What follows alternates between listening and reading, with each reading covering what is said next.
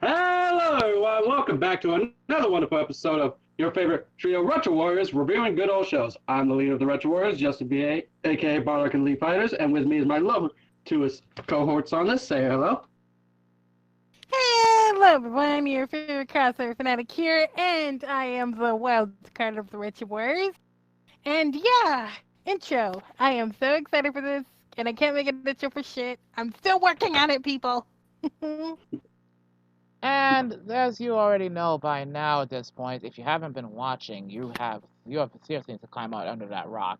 Anyway, this is Hazard of Chaos, sarcastic bastard and researcher of the Retro Warriors, who has to look up the painful, soul-crushing research revolving around basically the cartoons and shows we watch. That we binge watch for you guys, so be grateful.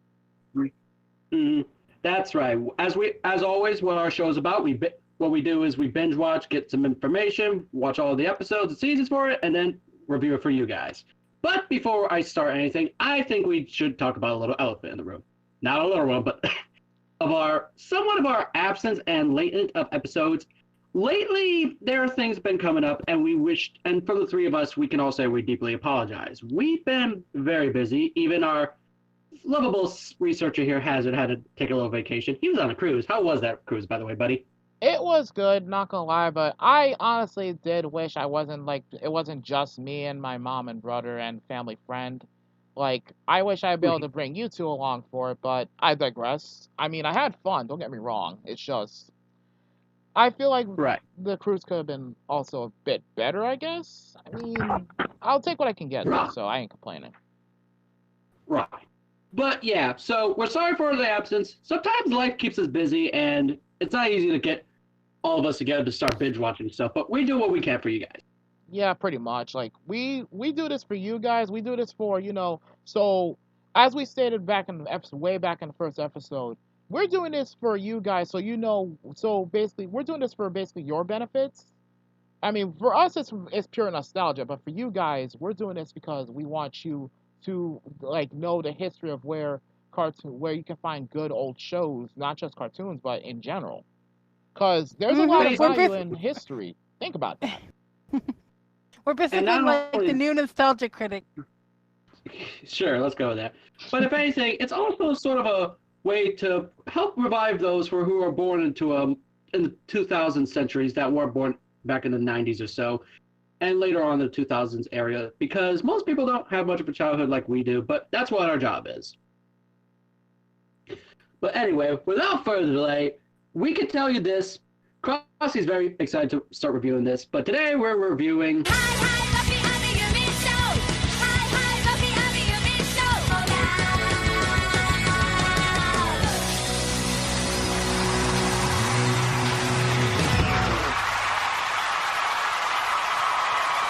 Hi Puffy AmiYumi Show. Pretty much. And Yee! Crossy, as you can probably tell, is extremely happy about this. This was one of her childhood favorites, above all, apparently, or at least above many. Yee! So, fair warning, the music you may hear in the background is mostly going to be OST because we're not sure if this stuff will be copyrighted or not. But second, sorry. And secondly, this might be a 1 or 2-parter, depending on how much we talk about, because, well, don't get me wrong, it's a good show, but yeah, but much like Freakazoid, there's a lot of randomness going on with the series. I mean, granted, the premise is pretty obvious once you really like start paying attention to it, but other than that, it gets pretty crazy, to say the least. But before I have Hazard do his lovely research of telling us what Hi Puffy AmiYumi is and stuff, Crossy, would you like to tell us a little something about your childhood of what made you like Hi Puffy AmiYumi? Let's just say, I mean, if I can, as far back as I can remember, like, I kind of liked the show from, like, it was at a first glance, and then, like, I watched a few episodes of it when I was a kid, when, it was probably during my elementary days, so, it was around the time Cartoon Network was good. I mean, I just can't remember much when I was a kid, but I remember looking at the show, and they used to have all the toys and stuff. Well, not all the toys, but some. And Right. yeah, Well, like it's always good. And I figure why not have her give her a little history, because since she's a big fan of looking at this, me and hasn't even enjoyed hell. It's even part of my childhood, but no one can replace Crossy's love for this show. But anyway, I guess without further delay, Hazard, why don't you take us to your lab and drawing board and tell us what we need to know, huh? Okay, first off, fuckface, I just have my research table and my laptop. If I ever have a lab, you'd have to be really worried about what I'd be cooking up in there. Oh no, Second. Frankenstein is back to work. Anyway, just tell us what we need to know, Bookworm. Anyway, Hi Puffy AmiYumi, believe it or not, it's about basically two rock stars from Japan, as the name pretty much implies, but there's more to it than just that.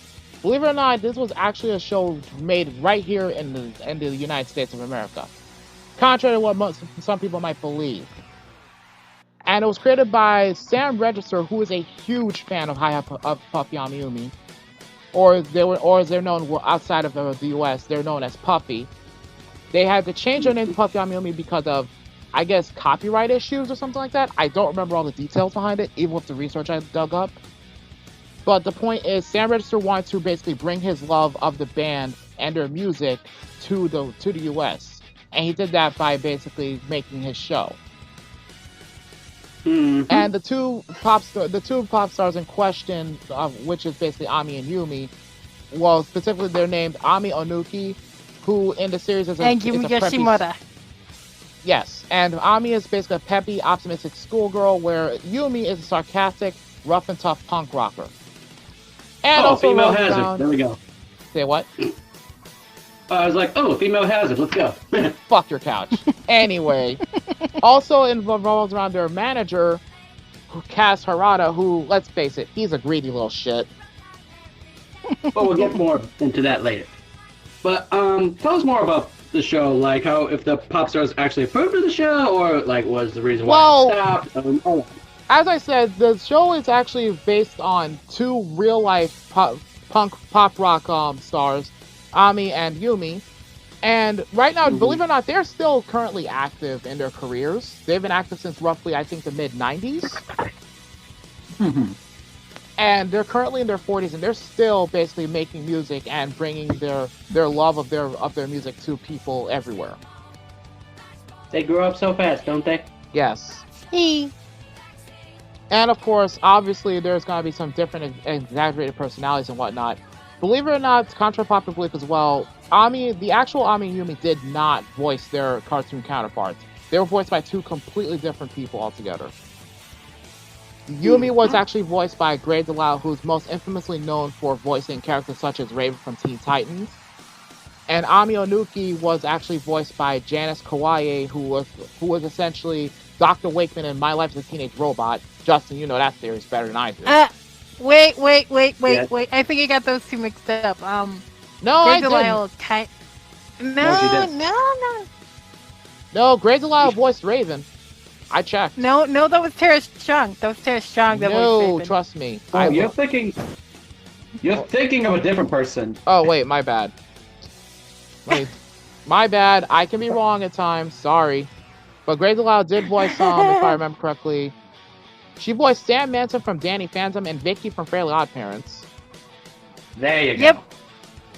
There. My mistake, guys. Even the researchers have their off days. But anyway. Anyways.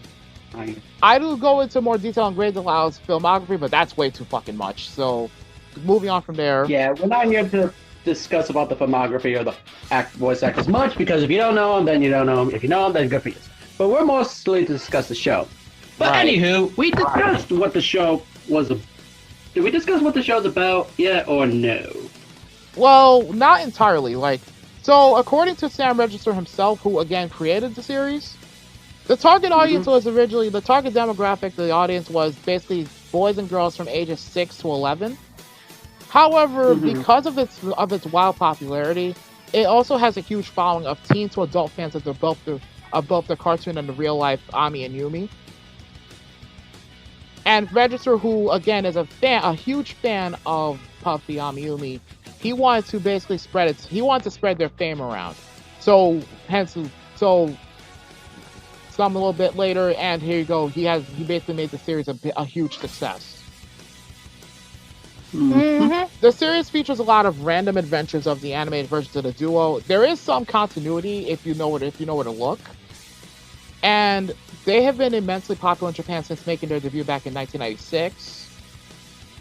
And as of right now, they have their own U.S. albums. And put it this way, Crossy will here can vouch. Their music, even to this day, from back when they did Puffy AmiYumi, the music for that, it is still wildly popular. Hell, they even did the intro music for the original Teen Titans. Yep. And also did that one song in Teen Titans Go, but I don't want to rant. Teen Titans Go. We don't talk about that. Yeah. I don't want to talk about that. But also, aside from that, you could, like Hazard says, if you listen to the show, there are major parts of the show where you hear a majority of Puffy songs in there, and you probably would even enjoy them yourselves, like the three of us did. We would love to play a sample of it, but we're trying to avoid potential copyright here, so unfortunately we can't. Well, yeah, like there's some songs that are allowed, like their first album, like that. Well, let's not worry about that. Let's try to get back on track here. Yeah, back on track. And at the time, believe it or not, the cartoon was the only one at the time produced entirely in the U.S., making the choice of characters extremely ironic. Like, this was all U.S. based. Usually when it comes to cartoons, it's usually a collab between artists and animators of different countries. But in this case, this was completely U.S. based, which is, again, extremely ironic considering the characters that the show is about were in Japanese. Pretty much, especially since most shows nowadays would usually start off in Japan first and then make their way here to the U.S. Or in some cases, like, say, Code Lyoko, they would start in France and go outward. Right. But we're just saying, like, shows could start anywhere, and sometimes it would start in the U.S. and come to the U.S. But this one started in the U.S. and, who knows, it probably went worldwide as well. Yeah, basically. But also, a lot of the inspiration for some of the show's comedy sketches were basically, they were based off of, and influenced by basically anime, by shows such as Thundercats, and old Warner Bros. Cartoons, as well as Hanna-Barbera cartoons, and a lot more. Hell, some of the show's crew members included various writers from Cat Dog, including Stephen Banks. Okay, get old. Alright, let me stop.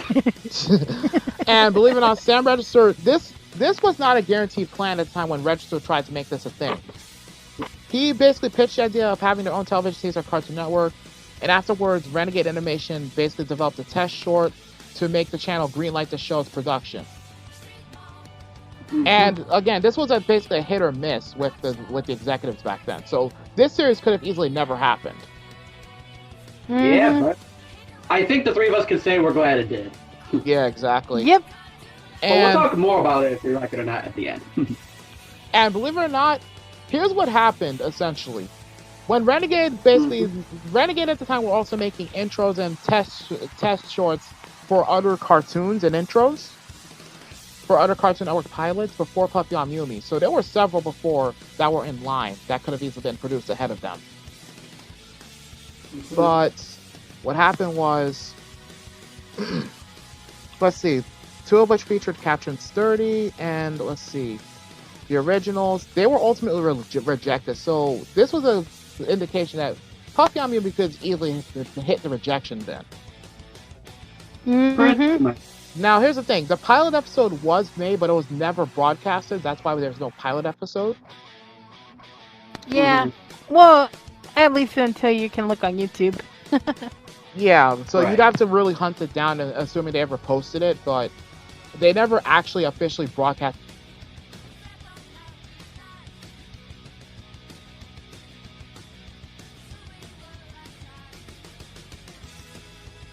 Anyway, And I guess now that...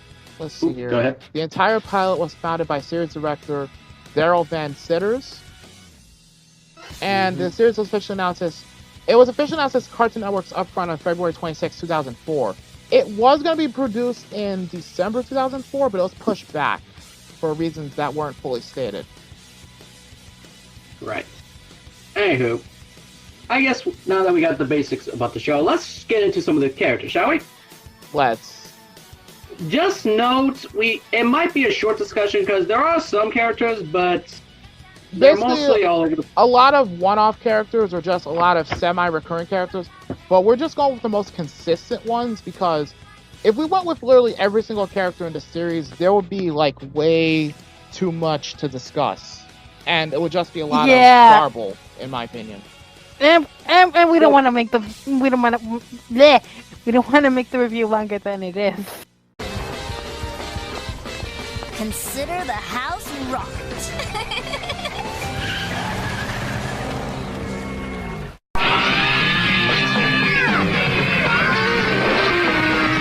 Coming up next, it's Hi Puffy AmiYumi on Cartoon Network. Yeah, so for now, we're going to stick to the basic three known members of the show, Ami, Yumi, and Kaz. Let's start with the two band members first. Let's start with Ami. Basically, as I stated, Ami is essentially the preppy, cheerful, and in the cartoon's case, pink-haired schoolgirl who basically always tries to see the bright side in every little thing, regardless of how much it sucks. But be forewarned, she does have a temper. Yes, that's true. Think of her as if you want to dumb it down for it, think of her like a weird Starfire, but with more pink hair, if you like. Mm-hmm. Yep. Wouldn't be surprised if they somehow had a collaboration, they became good friends. Yeah, pretty much. But yeah, she's just the happy-go-lucky and always trying to spread positivity and joy in the world. But now let's go on to the next member, Yumi. Yumi is essentially a cynical, sarcastic, tough punk rocker, as I stated. And basically put, she does not take shit from nobody more often than not. Like, she basically will not take shit from people. And because of that, she's usually the one that keeps Ami grounded, though there are times where it's Ami who's had to do the same for her. And contrary to popular belief, guys, Ami and Yumi are not siblings. They're not even remotely related. They just have to be they just have to be childhood friends that decide to start a band together. And believe it or not, while Yumi may act like it in the series, she's actually the younger of the two by 2 years. Mm-hmm. But yeah, in a way of Yumi's attitude and stuff, you could consider her the Raven of the, if you want to be like that way. Pretty much. Or if you've ever watched Danny Phantom, she's like Sam Manson, only without the super militant vegetarian kind of thing. Ugh. No, thank you. I cannot be in a vegan. Anywho, right. Then we have Kaz. Last but not least, Kaz, the short manager of the group, who's quite the cheapskate if you want to compare his money issues with Mr. Krabs. Take it away, Hazard. He's basically a short, arrogant, greedy, irritating, irresponsible manager who needs to be burned alive. Hazard, take it easy. Focus. Take it easy. Okay, long story short, Kaz means well, apparently, but he tends to let money He tends to let money get in the way of everything, more often than not. Let's just say Kaz can be good when he can be, but he has his moments. Let's just put it at that. Some of you may like him, some of you may hate him, like Hazard does here. But all we rest our case is Kaz is the manager, and he's the one who drives the bus around and set him up with tours. And let's see, not much else to talk about unless you want to include their pets like Junken and Tekken. That reminds me, the secondary characters of Junken and Tekken, the Ami and Yumi's cats. Mm-hmm. Basically put, here's the thing, they're normally apparently relatively quiet and well-behaved cats, unless they decide to go to their favorite game of tormenting Kaz. Then all bets are off. They're completely demonic little shits to Kaz. It's pretty much like real animals in real life. They're nice and calm when you're here and stuff, but once you go outside or leave the door or house for a bit, they just make a mess of the place. Pretty much. Yeah. And then there's some... Go ahead. Well, the only other pet that you can really talk about is like Domo, which Kaz got, which oddly looks like him. And surprisingly. of course, when called out on it, Kaz says, "I don't see it." He's quite oblivious. Very.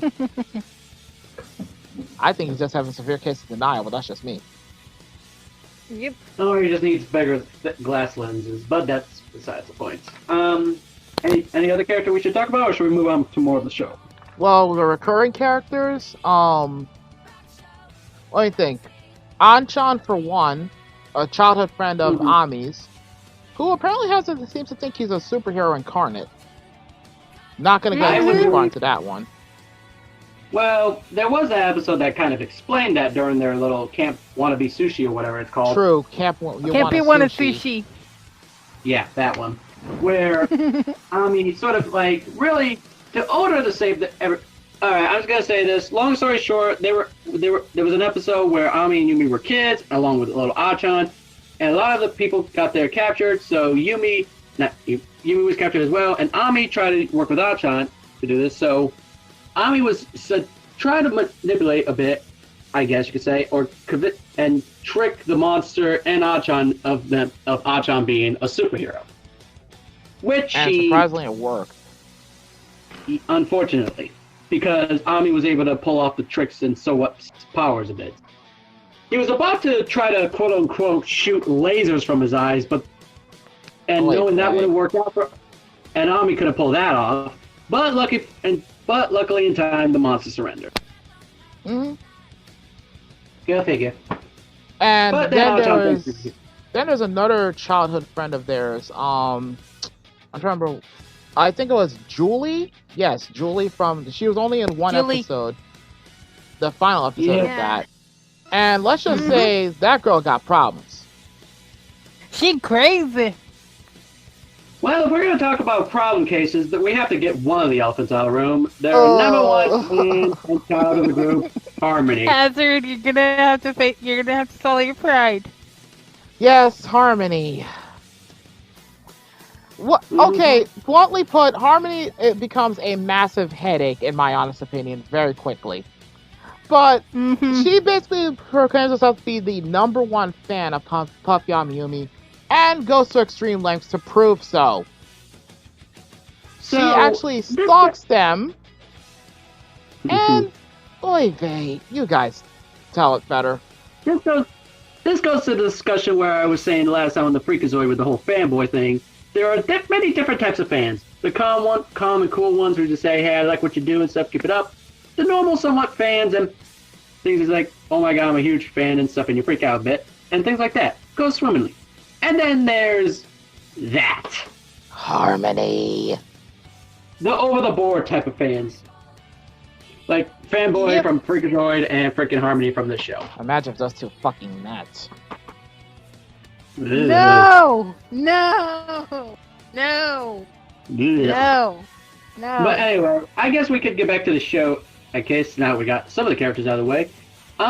We can tell you one interesting thing. Before every start of the episode, after the wonderful intro that you love to hear, they always have this little IRL skit thing going on with the band members themselves.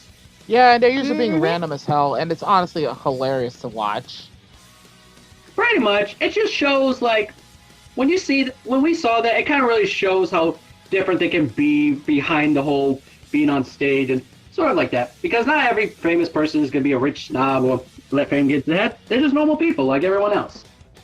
Yep. But we always enjoyed that. And it's a real treat to watch because you rarely see cartoons where they blend in live action skits. Hell, there was even some major fourth wall breaking one episode where they accidentally got their voices swapped somehow through some weird, I guess, some kind of weird events. The series is random as hell as is, so we didn't bother trying to rationalize it too much. But the point is, basically, they got their voices swapped, and next thing you know, they end up on the set with their IRL, with IRL characters. At one point, we see in another episode, Kaz accidentally got zapped out into the real world, hanging out with the actual members of Puffy AmiYumi, like IRL. It was hilarious to watch in a way. Anyway, speaking of the show itself, the show is quite random and hilarious itself. It's got funny moments, never ceases to stop entertain us. We could agree to that. But I'll discuss more if we like it or not. But there has been some fourth dimensional wall breaking and stuff that would even make our little Deadpool proud of a show that he would enjoy. Mm-hmm. I wouldn't be surprised if Deadpool was a fan of theirs. For all I know, he could be watching this retro review of it now. Huh? But I digress. I guess we could get into the discussion now of our favorite episodes, maybe? Why not? Crossy, since you're the big fan, you want to go first? Oh shit. There's so much to choose from though. Like, all of them are so good. You're not Well, wrong. I could come back. That is true. All of them are good, but there's always got to be that one episode that kind of like speak out to us more. You know what I mean? Hmm. Well, if you like, I could come back to you. I can name one, but I'll let Crossy go ahead. I mean, like, I kind of like the episodes where, like where I can't think of any because like the show is just so good that I can't like explain like which episodes are my favorite because I kind of like all of them. Oh, poor little Crossy. All right, what about you, Hazard? I'm not gonna lie, it's a toss-up between 3 particular episodes. Go ahead. Okay, so one of them happens to be... Oh, by the way, before we get into it, spoilers ahead in case if you feel like when we talk about those favorite episodes of ours, just in case if you don't want to see the part. Anyway, continue. Hazard. Okay, so one of my favorite skits had to be when Ami and Yumi basically got ninja training. That was a fun treat to watch. That's my favorite food. And like Yumi was just like super aggressive, overboard like ninja shit, but it was so random and funny. I couldn't help but laugh my ass off, like regardless. Another favorite had to be when what was it? I'm not gonna lie. Another favorite had to be when what was it? I'm trying to remember exactly which episode it was, but there was just so much funny shit that I like Crossy said, there's just a lot of good material to go off of. But another one had to be when Ami flipped out because of a bad picture that she took, and it was just the lengths they went to get rid of all of those newspapers and all the magazines. It was just ridiculous. Yep. That is true. And finally, another episode was when, what was it? And this was just plain funny in my book. How? Okay, it was essentially a parody of it was a Yu-Gi-Oh parody-ish episode. What was it called? Stupido. Stupido. Yeah. Stupido. And there was this Stupido. one dude they both apparently fell for, and it was just so funny, just how they were so. It was both funny and sad to watch them like fall over themselves over this guy who didn't even seem to give 2 shits about them, which is kind of sad. But it was funny because of how ridiculous it got with basically, I guess, the cards themselves. The overall thing was just hilarious to me. Yeah. Alright. I guess for mine, one of them would definitely be the ninja training for one. I just thought it would be cool. I thought it was cool how Yumi actually became a ninja, but she was also a ninja rock star. That seemed unique to me as well. I like that. I don't blame you. That was good. Mm-hmm. And I guess another one of my episodes is the fucking when they were in Tokyo and they were looking at the mangas and stuff. I'm a sucker for mangas and stuff, and just seeing them. I don't blame you. Mangas and argue about it. It was just enjoyable itself. Kind of something like Koi and the Bridge. Yeah, part 1 and part 2 of those manga episodes, they were just beauty and bliss. And honestly, they were just enjoyable to watch themselves. You're not wrong. Honestly, like least favorite episodes, I'm not gonna lie. Anything involving the talent suckers, they were just terrible. They Like- kind of suck. for context on who the Talent Suckers are, they're a group of band members of 3 people here. Basically, you can guess they're from the way they look and talk and act. They are vampires, but by their name, they don't suck your blood, they suck your talent away, as they did with Ami and Yumi. But another reason they're called Talent Suckers is they just suck at being a band. They're not good at playing music or doing others, so. They even have an episode. And what were your favorite, like, least favorites? Because, like I said, any episode involving the Talent Suckers, like, any skits involving them were just not that good. Anything involving harmony. Anything involving harmony. I was about to make that as a very strong second, but at least with harmony, you get some humor out of it. But with the Talent Suckers, in my opinion, I got no humor out of it. Yeah. You say that. Yet there was this one part of Puffy AmiYumi show where there was a harmony episode, and we just wanted to skip that. I don't blame you. I'm just I'm trying not to mention harmony. She is that annoying. Right. But anyway, as we digress, I can't really say there's too much any episodes I did dislike because it was just all an enjoyable ride. Pretty much. Yep. But for the next part, this will probably pick Crossy's interest of this question. Any favorite music moments or songs that was played during the series? Oh my god. Because, like I said, there's so much like music stuff because like I kind of like the little musical segments that they have. If you go on Crossover's channel, people, you'll see a playlist of her having a lot of the Puffy AmiYumi music on the playlist she listens to. Go check out that music if you want to. Yeah. I personally found the music very generally enjoyable. I can't really pick any favorites per se because here's the thing. As much as I've listened to it, I know Crossy's beaten me by a mile on how many times she's most likely listened to all of their music. Yeah, like I said, I love a lot of their music as well, to be honest. And personally, if I had to pick one, I guess my favorite one would be Pure Asia, which is a joyful one in my heart. Yeah. And another aspect of the show I liked, I mean, the animation was in some ways basic, but it works.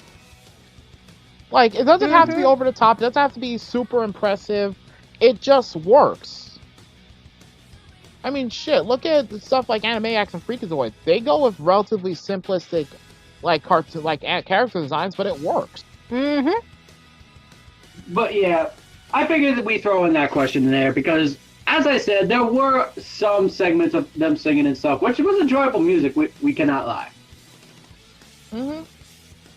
And on top of that, go ahead.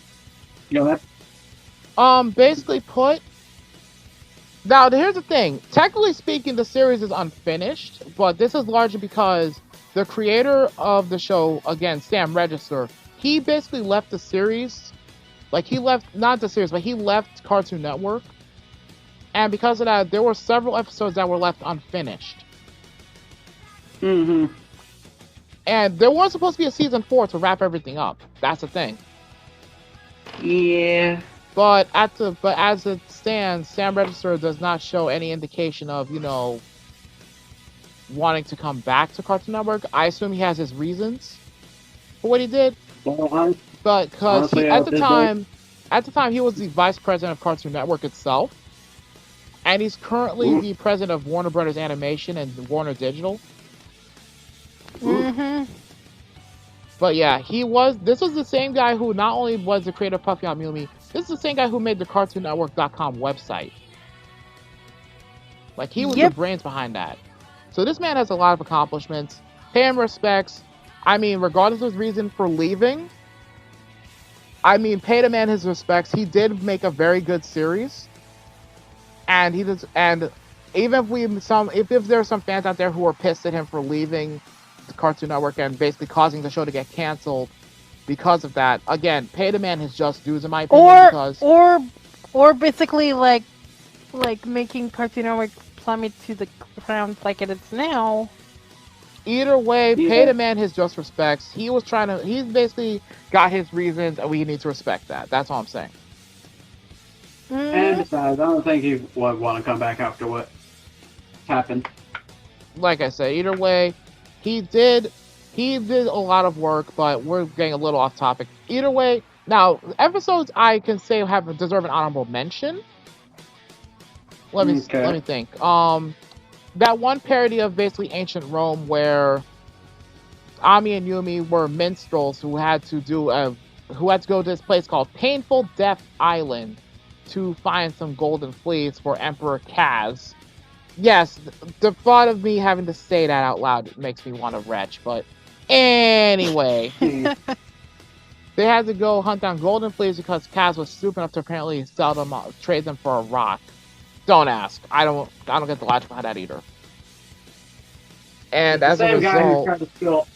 To be fair, this is the same guy who thought people was an idol, and he just stole everyone's coconuts for profit. Mm-hmm. Very true. You put the lime in the coconut and drink it full up. Put the lime in the coconut.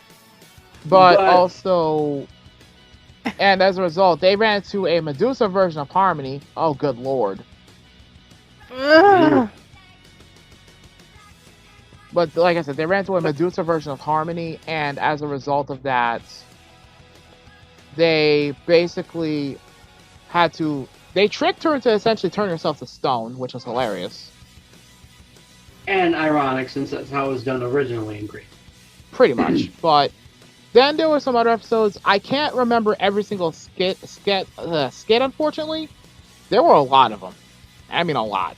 Like there were always at least three per, like a total of 3 per episode. So there was a lot of content to absorb very quickly. But overall, again, a very enjoyable and fun series. It may have had its problems or whatever, but it's still a great series in my opinion. I personally didn't get to watch much of it as a kid, but I'm glad that Crossy brought it up to watch for a retro review way back when. Yep. And it's but anyway, so I get to enjoy it for myself. Anyway, but I guess since we're getting to that, I guess it's probably time for the question of, as always, for the end of the show. Does it hold up today? And the answer is yes. Agreed. It held up on its humor, its randomness. It's funny. I can honestly understand where Crossy gets most of it from, to be honest. Even though hanging out with her, I still don't get. She's still surprising me too most of the day. But I can honestly say honestly seeing all this, I can honestly say I understand where she gets most of her randomness from. Agreed. Yep. Like I said, I mean, it holds up pretty much it just it identifies me as a random person thanks to the show, because now you guys know where I get my craziness from. No Pretty kidding. Much. But if anything, I think it's a good thing where we know where she got this from, because without it, we wouldn't have our lovable Crossy today. Exactly. And let's not forget again, peeps, this show could have easily just been rejected when Register pitched the idea. So it's a good thing they accepted it. Woo! But anyway, I think this is a good stopping point. Any last comments, you two? All I have to say is, can someone please torment and or incinerate Harmony and Kaz? Please. Please. All right, sir. You need pressure. To be fair, can you blame me? Especially Harmony. You're the one who said skip an episode involving her. We already finished the series and we're reviewing it now. We'll review something afterwards. Yeah, we'll move on. But anyway, before I put my input, you're the biggest fan of the show. You got anything you want to say? I gotta say, I'm glad that this show didn't get, rejected or anything, because, seeing the show and seeing Puffy AmiYumi, seeing a cartoon that's centered around a J-pop group, I mean, that is something Cartoon Network hasn't done, and I'm glad, they created this, because this is something that Cartoon Network has done right.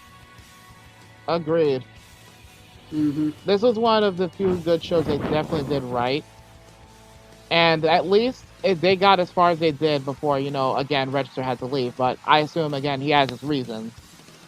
And as far as I know, I think there's been a petition the last year or two to bring the show back, but I could be wrong. I have to look more deeply into that.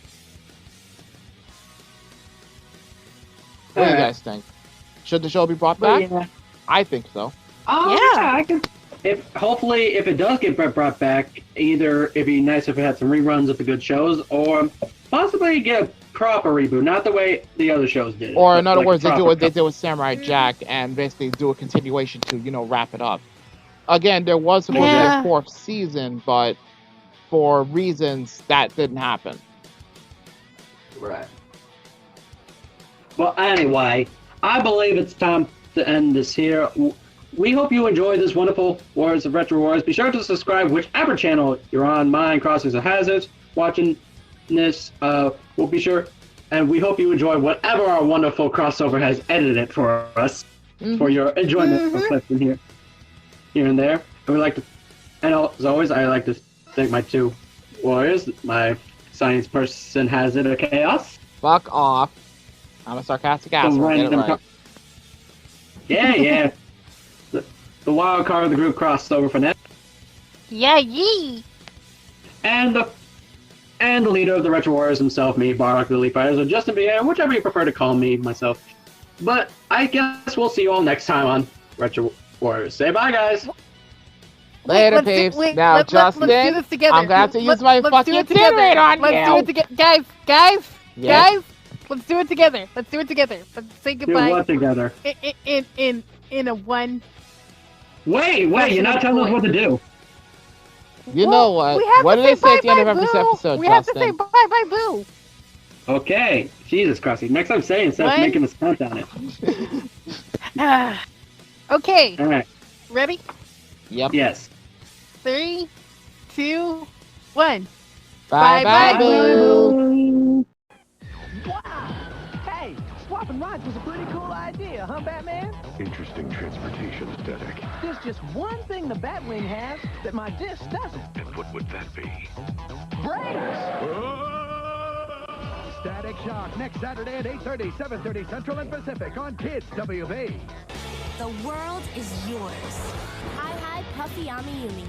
Saturday at 11:30. Only on Cartoon Network. For the next time on Retro Warriors.